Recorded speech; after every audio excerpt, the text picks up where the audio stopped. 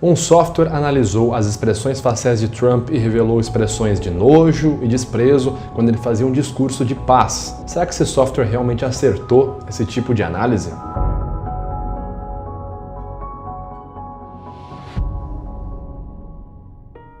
Fala pessoal, beleza? Meu nome é Vitor Santos, eu sou especialista em linguagem corporal, investigador profissional e perito técnico das expressões faciais. E você está no canal Metaforando, o maior e mais científico canal de linguagem corporal da América Latina. Hoje nós vamos falar então sobre Donald Trump. Mas nós vamos utilizar ele para falar sobre uma outra condição, que é a famosa, a recém aí popular análise das expressões faciais por inteligência artificial. Ou seja, acontece que basicamente nos últimos anos houve um crescimento gigante no desenvolvimento de softwares de análise facial, desde reconhecimento facial até, por exemplo, o Face Reader 7.1 da Nodus, que atualmente é o melhor software de análise facial em microexpressões faciais emocionais. Inclusive, eu já mostrei um trecho dele aqui vez ou outra em um vídeo ou outro do canal. E aí o que acontece? Basicamente, esses dias atrás ali uma galera começou a me marcar no Twitter, mostrando uma análise do Donald Trump que foi feita por um desses softwares, Eu não consegui ter acesso ali a qual é. Eu sei que não é o Face Reader da Nodus, porque a interface ali é totalmente diferente. Mas basicamente a galera começou a me marcar e falou: caramba, gente, olha só, Vitor, tá certo isso? Essas análises estão corretas? Tudo isso aqui nesse curto espaço de tempo? Aí o Donald Trump tá no vídeo falando e vai aparecendo assim uma leitura facial em tempo real e raiva, nojo, desprezo, But would arm, supply and financially support a country that imperils the world with nuclear conflict? No nation on earth has an interest in seeing this band of criminals arm itself with nuclear weapons and missiles. E basicamente eu quero comentar sobre essa situação, sobre as análises em inteligência artificial. Eu ainda estou separando aqui um momento, certo, para fazer um vídeo específico sobre análises de microexpressões faciais por meio de software, porque é uma discussão um pouco longa, envolve ali também outros fatores éticos e morais, não só a tecnologia em si e a acurácia do algoritmo, mas isso fica para uma outra hora, tá? Eu vou comentar de forma rápida essa situação e falar um pouquinho também ali sobre o que eu acho da análise de inteligência artificial. Bom, o primeiro ponto que você pode ver ali é que a análise ela vai ocorrendo ali de forma meio que intuitiva, Então, basicamente, há ali algoritmos para entender sinais faciais. Você ensina ali para aquele software, por meio dos algoritmos, como que ele vai reconhecer, por meio da ruga do rosto, por meio ali de cada movimentação facial, por meio da contração, saliência de pele. Então, basicamente, você vai ensinar para o software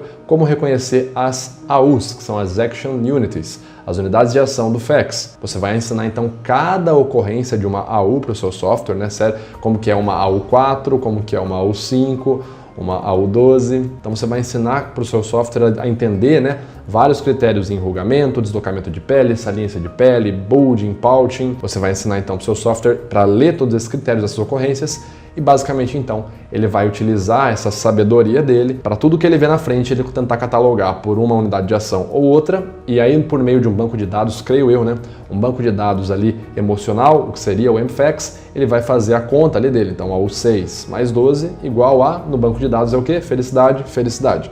E ele vai dar para você um resultado. Como o próprio software ele tem várias dificuldades em entender, o algoritmo tem uma dificuldade grande em entender o que está sendo contraído, você consegue ver também ali disposto ali numa caixinha menor várias outras opções, por exemplo, raiva, felicidade, nojo, medo e qual a probabilidade de ser essa emoção. E ele dá ali a probabilidade maior, Ele fala assim, olha, tem mais indicadores aqui de que isso seja, por exemplo, uma expressão de nojo. E aí você vê lá, raiva 10%, medo 0,5%, aí o outro aqui 89%, enfim, você vai ter a média ali. Bom, além do que eu já falei para vocês que o software, o Face Reader, ele não só é comentado há um bom tempo já pelo próprio Paul Ekman Group, por outros institutos que se predispõem ali a estudar a face, como por exemplo Behavioral Law, a polícia científica da Espanha. Além de já ter ali o aval de vários outros especialistas e profissionais, sendo o próprio Ekman, já tendo feito ali um artigo científico falando sobre o Face Reader da Nodus. Além de tudo isso, o software de fato tem sim uma precisão muito alta, porém, como vários estudos já demonstraram, um bem recente, inclusive eu não estou lembrando se ele é de 2015 ou 2017, mas que basicamente mostra que a perícia, a precisão entre um técnico em análise de microexpressões faciais e a máquina de inteligência artificial ainda é muito discrepante.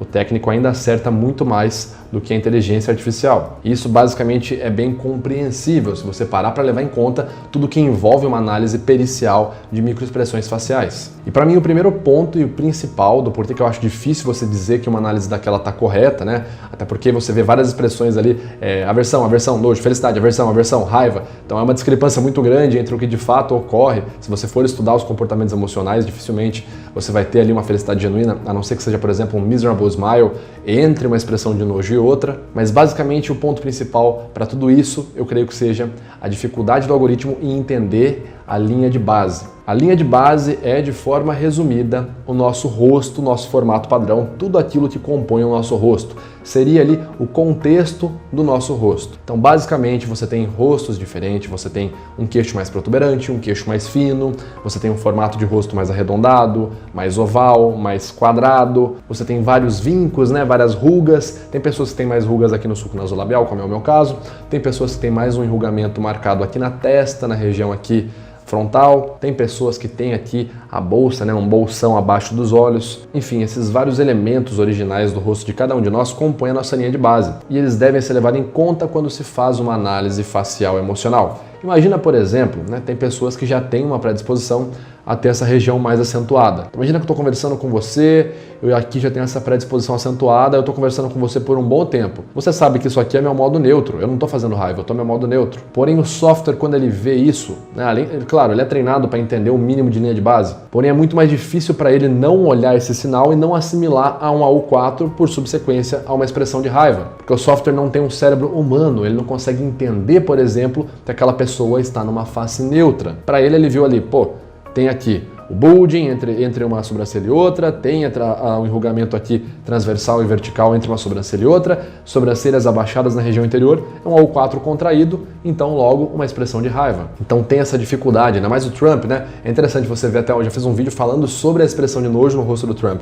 Como ele já tem uma acentuação do sulco nasolabial e ele tem aqui uma região, uma pele muito flácida, já caída aqui por cima, o que acentua ainda mais o sulco nasolabial dele, uma tendência de quando você vê o Trump falando, né? Porque esse sulco nasolabial está se mexendo, né? Essa acentuação de linha de base já está se mexendo quando ele fala, é você pensar que ele está fazendo nojo para tudo, quando na verdade o padrão de pele e de vincos ali do rosto dele. Você avaliaria corretamente, né? Uma expressão de nojo, se você conseguisse observar um aprofundamento dessa linha de base já pré-existente. Então você teria que ver o sulco nasolabial e então você teria que ver um aprofundamento, né? Um enrugamento maior, uma extensão de enrugamento que se aumenta repentinamente também. Aí sim você pode dizer que teve uma ação, por exemplo, do AU10, e aí sim, ou do AU11, e aí sim você poderia dizer que foi nojo. Então, na minha opinião, esse é um dos principais pontos que dificultam ali a análise, a precisão da análise feita pela inteligência artificial. Mas um outro ponto que eu acho bem difícil ali do programa conseguir entender é, como eu falei agora há pouco, a fala. Quando você está estudando FACS, você tem um código específico para diferenciar a fala, certo?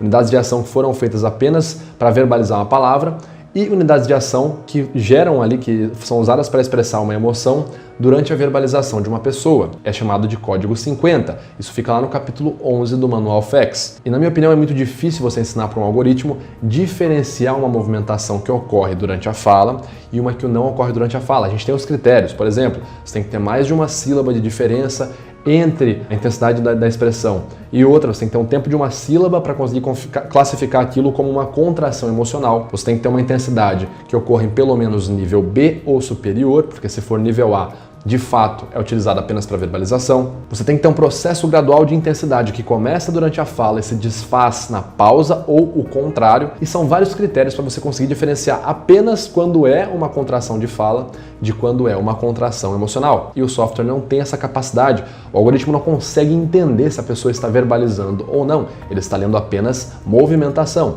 Então esse é mais um ponto que eu acho que dificulta aí a leitura do algoritmo. E para finalizar, o terceiro ponto que eu acho que atrapalha muito o algoritmo é as movimentações ali, as AUs variantes, ou seja, as AUs que ocorrem por conta de movimentação de cabeça e movimentação ocular, do globo ocular. No FACS a gente tem também isso, por exemplo, as AUs 51, 52, 53, 54, que são referentes ali às movimentações de cabeça, ou 61, 62, 63, 64, referentes à movimentação dos olhos. E basicamente isso influencia muito no processo emocional. Imagine o seguinte, eu estou aqui com você conversando e eu abaixo a cabeça, mas eu continuo olhando para a câmera. e eu estou olhando para a câmera conversando com você, mas eu abaixei a cabeça. Você automaticamente vai ver que eu arregalei meus olhos, certo? E isso o computador poderia ler como o quê? Medo. Imagina se eu estou falando, não sei o que lá, e o computador enxerga isso aqui. Tá com medo, o Vitor tá com medo, pá. Porém, não é o caso. A movimentação de cabeça, ela ocorre por um motivo que não tem a ver com uma relação emocional, pelo menos nesse caso não, eu tô só abaixando a cabeça. Imagina que eu tô indo olhar a hora no meu celular, tal, e eu vou olhar para você. Automaticamente, a minha pálpebra superior vai se elevar por conta da movimentação do meu globo ocular. Para olhar para você, eu preciso tirar a pálpebra da frente. Não necessariamente eu tô fazendo isso porque eu tô com medo. Ai, meu Deus. E isso, na verdade, é uma grande dificuldade do software, né? Ele tem ali até um problema em reconhecer, por exemplo, para você fazer uma análise no Face Reader, é muito mais fácil se você fizer ela em câmera lenta e sem som. Agora imagina em tempo real você ver a cabeça da pessoa se mexendo, ela verbalizando, falando, a dificuldade dos algoritmos ali para entender a fala diferenciando da emoção e quando que uma movimentação de cabeça não vai atrapalhar ali o que pode ter sido, se julgou corretamente uma ação emocional ou se foi só porque a pessoa movimentou a cabeça e está olhando para lá e para cá. E esses pontos eu acho que atrapalham muito a análise de inteligência artificial, porém lembrando, eu acho muito interessante esses estudos, acho que é bacana a gente investir e continuar em frente com os estudos de microexpressões faciais voltada para análise automatizada, porém eu acho que está muito longe de um técnico ser substituído pela análise de inteligência artificial, ok? Ok. Bom, galera, por hoje é só isso que eu tinha para falar para vocês. Espero que vocês tenham gostado do tema. Se você quer saber mais sobre esse tipo de análise ou esse tipo de tema, eu sugiro para vocês o livro What the Face Reviews, tem vários artigos científicos bacanas lá. E se você quiser saber mais, deixa nos comentários que eu trago isso aqui num próximo vídeo. Valeu, falou, então até a próxima. Tchau!